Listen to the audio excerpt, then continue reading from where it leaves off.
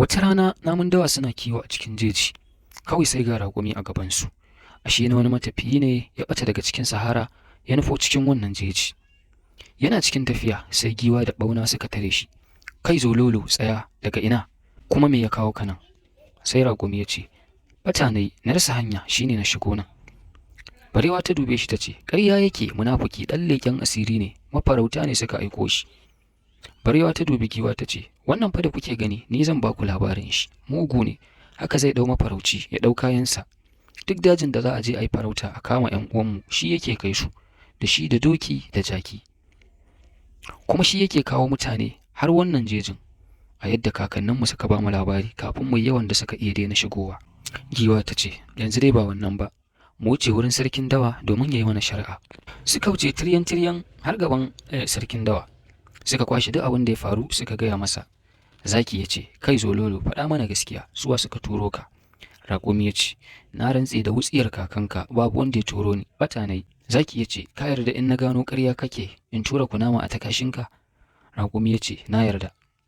Can sai jimina ta ce, ranka ya daɗe, ban ga alamar ƙarya tare da shi ba, inda ƙarya yake da tuni na gane, saboda haka ina ga a yi masa afuwa. Sai kura ta ce, to dangin wuya, ki ce dai kin ga mai dogon wuya ɗan uwanki, za ki ba shi kariya. Sai zaki ya ce, shi kenan, a kawo masa ƙaya ya ci, yanzu ya fara jin yunwa. Bayan ya ci ya ƙoshi, zaki ya ce, kunama ki bi shi a baya har sai ya fita ya bar dajin nan sannan ki dawo, domin duk da haka ba za mu sake jiki da shi ba. Haka kuwa aka yi. Can sai zomo ya ce, ranka ya daɗe, ina da shawara, gaskiya ya kamata a naɗa sabon limami a wannan dajin. Duk cikin dawan nan babu malami, tun lokacin da wancan ya mutu har yau ba a naɗa wani ba. Dubi yadda yaran suke ta tasowa babu karatu, babu wayo, ta inda in ma suka haɗu da mafarauta ba su san yadda za su yi su tsirar da rayuwarsu ba. Giwa ta ce, wannan fa gaskiyarka, ya kamata a yi zaɓe ko ƙuri'a, duk wanda ya ci a bashi. Sai dila ya ce, to, abin kuma ya koma hassada kenan. Duk dajin nan wane ne bai san cewa ni ne na cancanta na zaman malamin dawa ba? Tun daga kakan kakana an sani gidanmu ne suke limancin wannan daji. Sai kura ta ce, me ka iya da za a baka limanci? Wani littafi ka sauke, wace sura kuma ka iya? Sai dila ya ce, na sauke magana jari ce gaba ɗaya, ruwan bagaja kaf tana kaina, balle ma kitabar ra'asi, wannan tun ina yaro na gama da shi. Zaki ya ce, tsaya, kar ku dame ni da wani dogon musu, tun da ka ce ka yi karatu, faɗa mana wani ɗan adam ne ya fara shigowa wannan jejin? Dila ya ce, Iliya ɗan mai ƙarfi. Zaki ya ce, to da ya zo waye ya kashe? Ai an ce akwai wanda ya kashe a cikin wannan dajin a lokacin da ya zo. Dila ya ce, gogaci. Zaki ya girgiza kai ya ce, haka ne. To karanta mana sura ɗaya da ka haddace a cikin magana jari ce. Sai Dila ya ce, labarin Sahoro da Sahorama. A da an yi wani mutumi da ake ce masa Sahoro da kuma matarsa wai ita Sahorama.